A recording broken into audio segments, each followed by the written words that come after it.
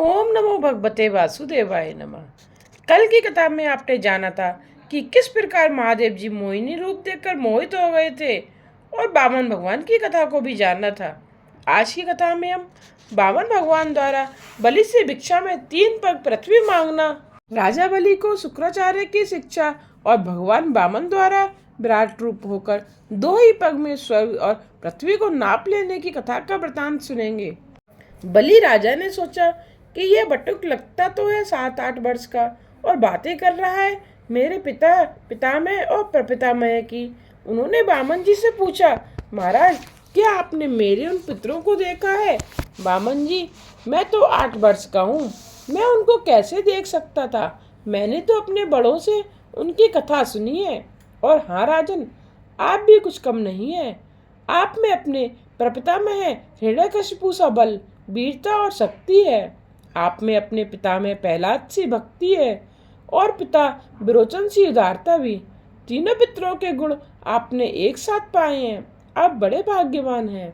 अपनी और पितरों की प्रशंसा सुनकर बलि राजा ने फिर बामन जी से कहा, महाराज जो भी चाहे मांग लीजिए, मैं अपना कुछ भी देने को तैयार हूँ। बलि राजा को बामन जी ने वचनबद्ध कर लिया और कहने लगे, राजन मैं लोभी नहीं संतोषी ब्राह्मण हूँ। मैं तो अपने पांव से नाप कर मात्र 3 कदम तक भूमि चाहता हूँ। बलि राजा ने सोचा कि यह बालक मांगना भी तो नहीं जानता। ज्ञानी और पढ़े लिखे तो हैं किंतु थोथे ही हैं। वे कहते हैं, महाराज आपने मात्र इतना ही क्यों मांगा? मैं 3 कदम भूमि तो क्या 3 ग्राम दे सकता हूँ आपको।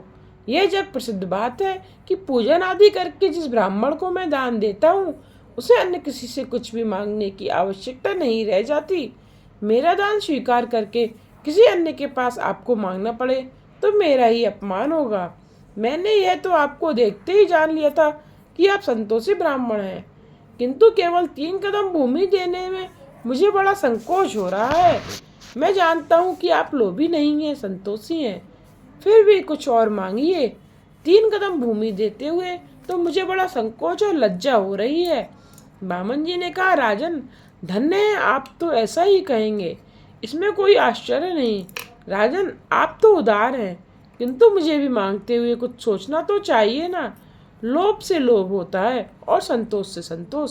संसार के सभी भोग पदार्थ प्राप्त कर लेने पर भी संतोष और वैराग्य के अभाव में शांति नहीं मिलेगी। लोभ तो पाप का मूल है। संग्रह वृत्ति से ब्राह्मण दान न ले, ब्राह्मण यदि संग्रह वृत्ति से दान लेगा तो यजमान भी पाप का भागी होगा। अति संग्रह विग्रह को जन्म देता है। मुझे अधिक की आवश्यकता नहीं है। भागवत कहता है कि अपनी आय के 5वें हिस्से का दान देना चाहिए। मनु महाराज ने 10 मांस का दान करने को कहा है।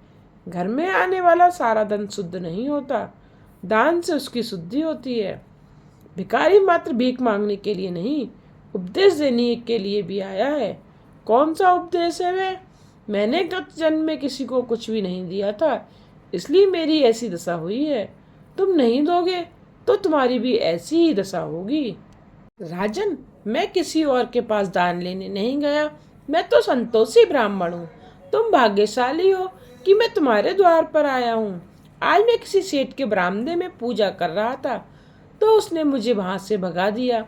मेरी संध्या पूजा अपूर्ण ही रह गई। कुछ लोग बरामदे में बैठे हुए लोगों को भगा देते हैं। उठो यहाँ से, यह है मेरा बरामदा। मूर्ख है वह, क्या वह बरामदा अपने साथ ले जाएगा? इस संसार में अपना क्या है और क्या नहीं है, यह यदि मनुष्य जान ले तो वह सुखी हो जाएगा।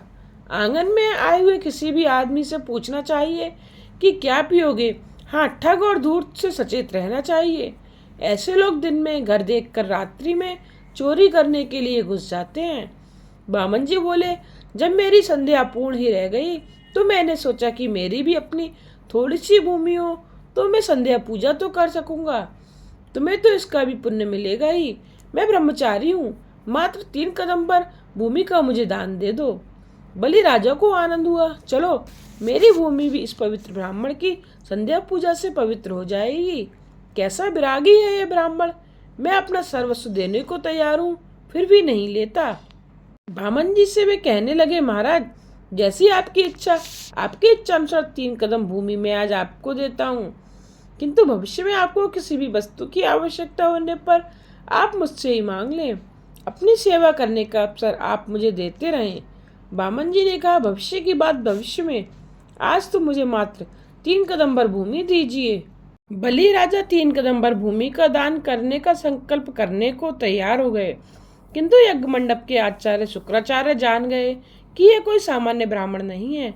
उन्होंने बलि राजा से कहा, शीघ्रता ना करो। देवों के कार्य की सिद्धि हेतु साक्षात नारायण ही आए हैं बामन बनकर। राजन, तुम्हारा सारा साम्राज्य इनके 2 कदमों की नाप में समा जाएगा। तीसरा कदम रखने के लिए भूमि नहीं बचेगी, सो तुम्हें पाताल में डुबा देंगे। जरा सोचकर संकल्प करना, यह बामन तो तुम्हारा सर्वस्व छीन लेगा। राजन, दान तो दो, किंतु विवेक पूर्वक। इस बालक के कदम कैसे होंगे वह तुम तो नहीं जानते। दान ऐसा ना दो कि तुम ही दरिद्र हो जाओ और घर वाले दुखी हो जाएं। साधु संतों को सद्भावों से, ईश्वर भाव से दान करो, तभी तुम्हारा कल्याण होगा। पवित्र सदाचारी ब्राह्मण और सती नारी ही इस धरती का आधार हैं। बलि राजा ने पूछा, दान ना दूं तो? शुक्राचार्य ने कहा, दान अवश्य दो, किंतु अपने कदमों से नाप कर भूमि दो। यह बामन तो विराट रूप धारण करेगा।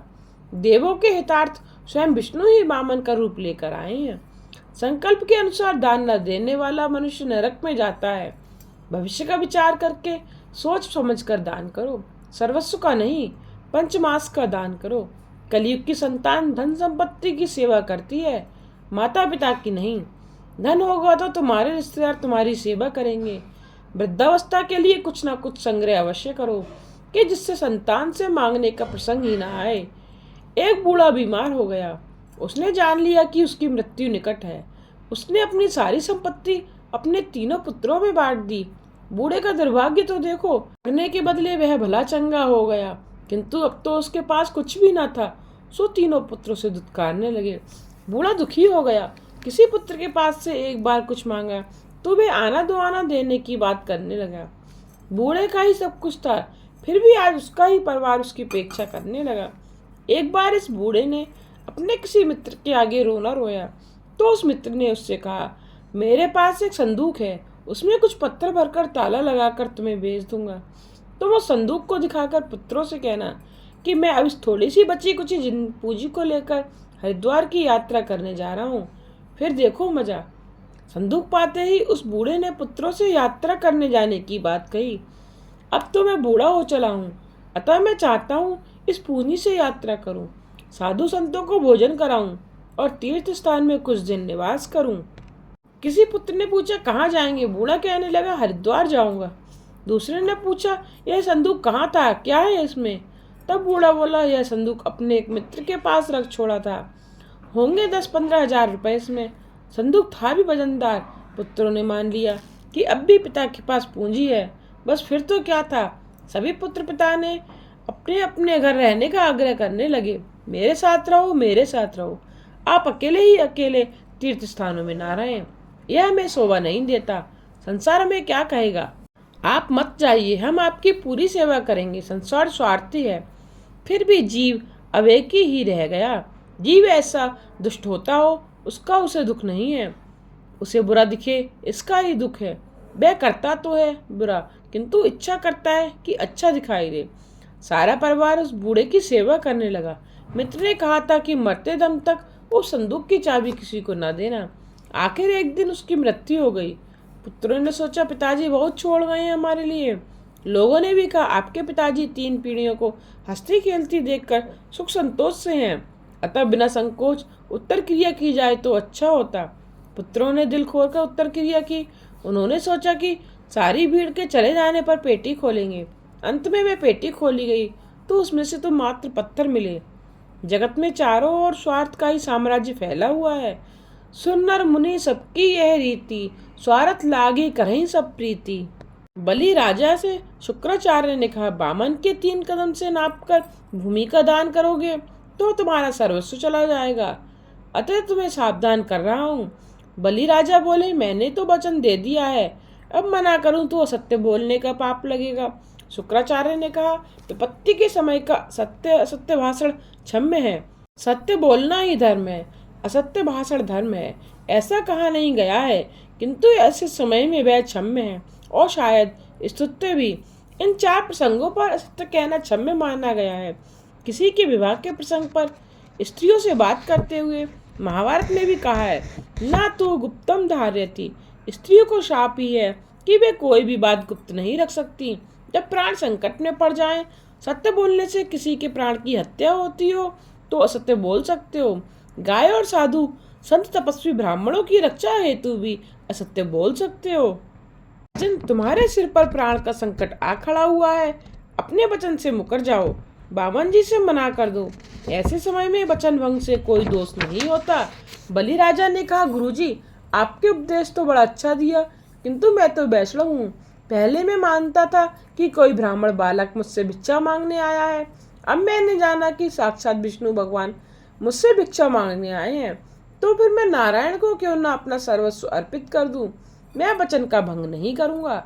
हम वैष्णव तो सेवा करते समय ठाकुर जी के चरणों में सब कुछ रख देते हैं। आपने बताया कि ये साक्षात विष्णु है, बड़ी अच्छी बात है। ये मेरे इष्ट देव विष्णु ही हैं। वे मेरे घर आज बाल रूप में दान मांगने आए हैं, तो मैं अपना सर्वस्व इनके चरणों में न्यौछावर कर दूंगा। दाता की महिमा न्यारी है, लेने वाले की नहीं। जगत में मेरी प्रतिष्ठा होगी। शुक्राचार्य समझाने लगे, तीसरा चरण रखने के लिए भूमि बचेगी ही नहीं, अतः वे तुम्हारे सिर पर पांव रखकर तुम्हें नरक में भेज देंगे। बलि राजा बोले, मुझे नरक का कोई भय नहीं है।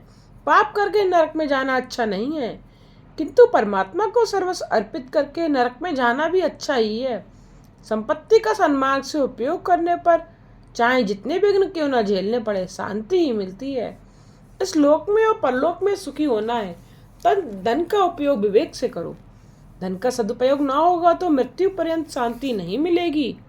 बलि राजा बोले, मैं प्रहलाद का वंशज हूँ, मैं वैष्णव हूँ, मैं गले में कंठी धारण करता हूँ, मैं ठाकुर जी को सर्वस्व अर्पित करता हूँ। आज मैं सर्वस्व दान करूँगा। देने के बाद नरक में भी जाना पड़े तो मुझे कोई आपत्ति नहीं है। मैं पाप कर्म से नरक में नहीं जा रहा। चाहे दान करने से जाना पड़े, मैं तो भगवान का ही हो जाऊंगा। भगवान का बन जाने के बाद नरकवास करने में भी मुझे कोई आपत्ति नहीं है। एक बार ब्रह्म संबंध स्थापित होने के बाद तो मेरे प्रभु को भी मेरे साथ नरकवासी बनना पड़ेगा। ब्राह्मण को जब दान दिया जाता है तब उसके शरीर में विष्णु का आवाहन किया जाता है। यह तो स्वयं महाविष्णु अपने आप ही आए हैं। गुरुजी, मैं ठाकुर जी को सर्वस्व दान करूंगा। जीत विश्वासघात कर सकता है, किंतु आपत्ति के समय तो भगवान दौड़ते हुए आते हैं। मैं प्रभु का हो जाऊंगा और वे मेरे। फिर मैं जहाँ जाऊंगा वो भी साथ साथ आएंगे, नरक में भी आएंगे। तुकाराम ने कहा, चाहे गर्भवासी होना पड़े चाहे नरकवासी, किंतु यदि मेरे विट्ठल मेरे साथ हैं तो कहीं भी जाने को तैयार हूँ। तुकाराम गर्भवास मांगते हैं क्योंकि उन्हें विश्वास है, तुका महणे गर्भवासी, ढाला भी आम हावी। मैं जहाँ भी जाऊंगा विट्ठलनाथ साथ साथ आएंगे। गुरुजी, हर एक सत्कर्म के समय आप संकल्प कराते हैं, अनेन कर्मणा भगवान परमेश्वरा प्रियताम नामम। आप सारा कर्म कृष्णार्पण करते हैं। अब आप श्री कृष्ण स्वयं दान मांगने आए हैं तो मैं इनकार कैसे करूं। आप संकल्प कराएं, कृपया दान का संकल्प कराएं। अपने भगवान को मैं सर्वस्व अर्पित करूंगा। शुक्राचार्य जी कहने लगे, मैं संकल्प नहीं कराऊंगा। और बामन जी बोले, राजन, आपके पुरोहित इनकार करते हैं तो मैं संकल्प कराऊंगा। मैं ब्राह्मण पुत्र हूँ, संकल्प कराना मैं जानता हूँ। बलि राजा ने अनुमति दी तो बामन जी दान का संकल्प कराने लगे। उन्होंने जलपात्र से हाथ में जल रखने को कहा। शुक्राचार्य से यह देखा न गया। उन्होंने सूक्ष्म देह धारण की और जलपात्र की नाली के छिद्र में बैठकर जल का अवरोध किया। उनके बैठ जाने से जल बाहर नहीं आ सका। शुक्राचार्य का प्रपंच बामन जी की समझ में आ गया तो उन्होंने दर्भ का एक तृण लेकर जलपात्र की नाली में डाला। ऐसा करने से शुक्राचार्य की एक आंख फूट गई। जब भगवान कृपा करते हैं तो एक आंख फोड़ देते हैं। वे कहते हैं कि मेरा दर्शन कर लेने के बाद जगत को एक ही आंख से देखो, जगत को एक ही दृष्टि से देखो। अनेक में एक व्याप्त है, ऐसी दृष्टि से देखो। सही संभाव है, एक ही ईश्वर सभी में है, ऐसा देखना ही समता है। एक ही ईश्वर अनेक रूपों से क्रीड़ा कर रहे हैं, ऐसे भाव से देखना ही समान भाव है। दो आंखों से देखना विषमता है, एक ही आंख से समदृष्टि से देखो, कुछ भी कपट भाव मन में ना रखो। भगवान स्वयं मांगने आए, फिर भी शुक्राचार्य के मन में दैत्यभाव नहीं आया। यह मेरा यजमान है, वह भिक्षुक है, ऐसा दैत्यभाव उनके मन में था। उनकी एक आंख फोड़ दी गई, अर्थात अदैत्य दृष्टि से ही देखना है। योगी एक ही दृष्टि से जगत को देखते हैं। परमात्मा सोचते हैं कि दोनों आंखें फूट गईं तो मेरे दर्शन कैसे कर पाएगा। परमात्मा के दर्शन होने के पश्चात एक ही दृष्टि से सभी कुछ निहारो। दो आंखों से दो दृष्टियों से देखने पर विषमता होगी। शुक्राचार्य समझ गए कि अधिक बाधा करने पर मेरी दूसरी आंख भी फोड़ दी जाएगी, और वे वहां से हट गए। आंख से विकृत होने पर नाम भी बिगड़ता है, कलंकित होता है। रावण की आंख दृष्टि बिगड़ी, तभी तो उसका नाम भी बिगड़ गया। परमात्मा एक ही आंख फोड़ देते हैं। रामायण में भी एक प्रसंग है, रामचंद्र ने जयंत की एक आंख फोड़ दी थी। भगवान कहते हैं एक ही दृष्टि से जगत को देखो, अपने पराये का भाव छोड़ो, सभी की भगवान का अंश है ऐसा मानो। एक दृष्टि से देखना समता है, दो आंखों से देखना विषमता है। गीता जी में भी कहा गया है, समत्वम योग उच्यते, सर्व के प्रति समता रखना ही योग है। संकल्प पूर्ण होते ही वामन जी का स्वरूप विराट हो गया। भगवान ने जगत को आवृत कर लिया, सभी स्थानों में उनका ही स्वरूप दिखने लगा। जगत बाहर दंशागुल है। दंशागुल का अर्थ शंकराचार्य ने किया है कि 10 उंगलियों से प्रभु को बंधन किया जाता है। परमात्मा बंधनीय है, वेद भी परमात्मा का प्रतिपादन नहीं कर सकते हैं। सुनिषेधात्मक रीति से नेत नेत कहते हैं। ईश्वर को जानने वाला भी उनके स्वरूप का वर्णन नहीं कर पाता। भगवान बंदनीय है, चिंतनीय है, वे अपनी कृपा से अज्ञान को दूर करते हैं, तभी उन्हें जाना जा सकता है। प्रभु के एक ही चरण में सारी पृथ्वी समा गई। दूसरे चरण ने ब्रह्मलोक को व्याप्त कर लिया। तीसरे चरण के लिए स्थान ही ना बचा। उस समय सारे दैत्य युद्ध करने के लिए तैयार हो गए। बोले कि हमारे स्वामी को चला जा रहा है, मारो मारो। जो बलि राजा ने उन्हें समझाया कि यह समय प्रतिकूल है, शांत रहो, नहीं तो तुम ही मारे जाओगे। वामन जी बोले, राजन, तुमने संकल्प किया था कि 3 चरण जितनी भूमि दूंगा, अब मैं तीसरा चरण रखूं तो किधर। संकल्प अनुसार दान न देने वाला मनुष्य नरकवासी होता है। तुम मुझसे छलना कर रहे हो, जरा सोचो तो। इन प्रसंगों में कौन किसके साथ छलना कर रहा है। भगवान दान लेने आए थे, तब 7 वर्ष के बटुक थे, किंतु दान का संकल्प हो जाने पर विराट बन गए। गणेश पुराण में बलि राजा ने भगवान से पूछा था कि वे निष्पाप हैं, फिर भी उनके साथ ऐसा छल क्यों किया गया। बलि राजा निष्पाप था, सो भगवान ने उसके साथ युद्ध नहीं किया। ईश्वर निष्पाप है, वे किसी को भी नहीं मारते, मनुष्य का पाप ही उसे मारता है। आपने कपट किया, मुझे पाताल में उतार दिया, क्या यह योग्य है? आप ही निर्णय करें। वामन जी ने उत्तर दिया, तुम पूर्ण निष्पापी नहीं हो। यज्ञ के आरंभ में गणपति की पूजा की आज्ञा दी गई तो तुमने इनकार कर दिया था। मैं विष्णु की पूजा करूंगा। गणपति भी तो विष्णु है, किंतु तुम नहीं माने। यह तुम्हारी भेद दृष्टि थी। जब तक अनन्य भक्ति सिद्ध नहीं हो पाई, तब तक अन्य देवों में भी अपने इष्ट देव का अंश मानकर उन्हें बंधन करो और इष्ट देव से अनन्य भक्ति करो। तुमने शास्त्र की मर्यादा का उल्लंघन किया। तुमने गणपति की पूजा तो की, किंतु पूज्य भाव से नहीं की। गणपति ने मुझसे प्रार्थना की कि मैं तुम्हारे यज्ञ में बाधा डालूं, अतः मैं यहाँ आया हूँ। गणपति महाराज विघ्न हरता भी हैं और विघ्न करता भी। अब मैं तीसरा चरण कहाँ रखूं? इससे आगे की कथा आपको अगले अध्याय में सुनने को मिलेगी कि किस प्रकार बलि का आत्मसमर्पण किया और भगवान ने उस पर प्रसन्न हुए। उम्मीद करती हूँ आपको आज की कथा पसंद आई होगी। आगे की कथा सुनने के लिए मेरे चैनल को सब्सक्राइब करके बेल आइकन पर प्रेस करके ऑल पर क्लिक करना ना भूलिएगा, जिससे आने वाले वीडियोज़ के नोटिफिकेशन आप तक पहुँचते रहें।